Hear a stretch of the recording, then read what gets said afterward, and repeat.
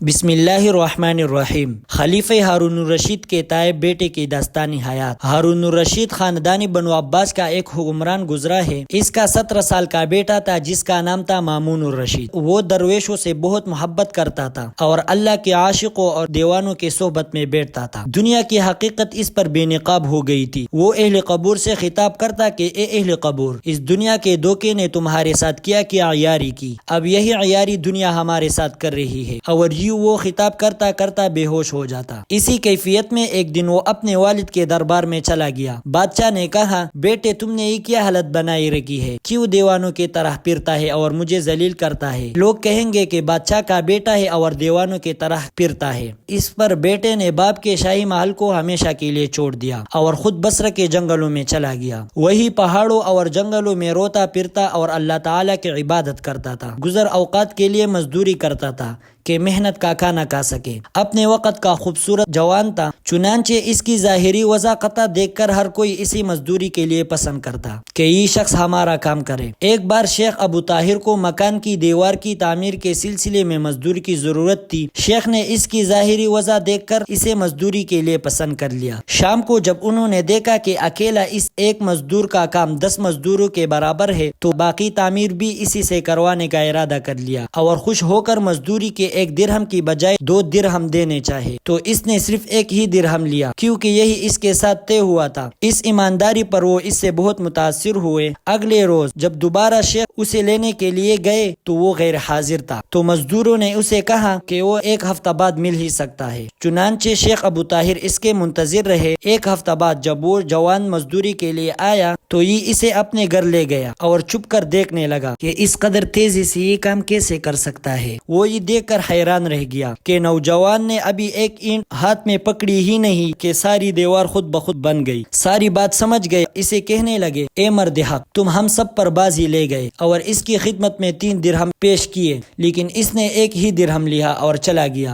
ہفتہ بعد جب دوبارہ اس کی تلاش میں نکلے تو اس کو کہیں نہ پایا، تو شیخ ابو طاہر سمجھ گئے کہ وہ کسی ویرانی میں ہوگا اور اللہ تعالی کی عبادت کرے گا۔ بالآخر اس کو بڑی تلاش کے بعد پا لیا۔ آپ نے پوچھا، آج مزدوری پر کیوں نہیں آئے؟ تو نوجوان نے کہا، ابرا اسکول گیا ہے، مزدوری کے قابل نہیں رہا۔ نوجوان نے خشیت الہی میں آو بکا کرتے سانس اکڑ چکی تھی، چہرے پر نور ہی نور تھا۔ یہ شیخ سمجھ گیا کہ یہ دنیا سے جانے والا ہے، اس کا سر اپنے گود میں رکھ لیا۔ نوجوان نے کہا، میری 2 بات سن لیے، ایک یہ قرآن ہے اور ایک انگوٹھی، یہ دونوں میرے گھر سے اللہ تعالیٰ کی راہ میں چلتے ہوئے لے آیا تھا، یہ دونوں خلیفہ ہارون الرشید کو دے دینا اور کہنا کہ ایک مرتے ہوئے مسکین نے انہیں آپ کے لیے بھیجا ہے۔ اور شیخ ابو طاہر سے کہا، اے دوست، اس 4 روزہ عیاش اور آرام کی زندگی کے دھوکے میں نہ آنا، لوگ اصل زندگی کو بول گئے ہیں۔ ہم سب نے رب العزت کی بارگاہ میں حاضر ہونا ہے۔ جب بھی کسی جنازے کو لے کر قبرستان جاؤ تو سمجھ لو کہ اسے اگلا جنازہ بس تمہارا ہی اٹھنے والا ہے، تیرا یہ ساتھی اب اس دنیا سے جا رہا ہے۔ یہ کہا اور روح پرواز کر گئی۔ اسے اس کی نصیحت کے مطابق انہوں نے کپڑوں میں دفن کیا اور بادشاہ کے دربار میں پہنچ گئے تاکہ دونوں چیزیں حسب نصیحت اس کے سپرد کر دی جائے۔ خلیفہ ہارون الرشید نے جو نہیں دونوں چیزیں اسے وصول کیے تو رونے لگا۔ شیخ ابو طاہر کو کہا کہ مجھے سارا واقعہ بیان کر۔ انہوں نے مزدوری سے لے کر وصال تک کا سارا حال بیان کیا۔ ہارون الرشید نے پوچھا، کیا تم نے اپنے ہاتھوں سے دفن کیا؟ شیخ نے کہا، ہاں بادشاہ، میں نے اپنے ہاتھوں سے ہی دفن کیا۔ تو بادشاہ نے جھک کر اس کے دونوں ہاتھوں کو چوما اور راز و قطار رونے لگا اور کہنے لگا، یہ میرا بیٹا تھا جس نے حق کی خاطر تاج و تخت کو چھوڑ دیا۔ پھر بادشاہ اور شیخ مامون الرشید کے قبر پر گئے اور دعا کی۔ رات کو خواب میں بیٹے کو دیکھا کہ وہ نور کے قبا پر بیٹا ہے۔ پوچھا، بیٹا تمہارا کیا حالت ہے، کہاں رہتے ہو؟ کہنے لگا، ابا جان، اچھا وقت گزر رہا ہے، باری تعالیٰ نے اپنے قرب میں ٹھہرا رکھا ہے، ہر روز مجھے فرماتا ہے، جوان میں تجھ سے راضی ہوں، میری قربت میں آ جا۔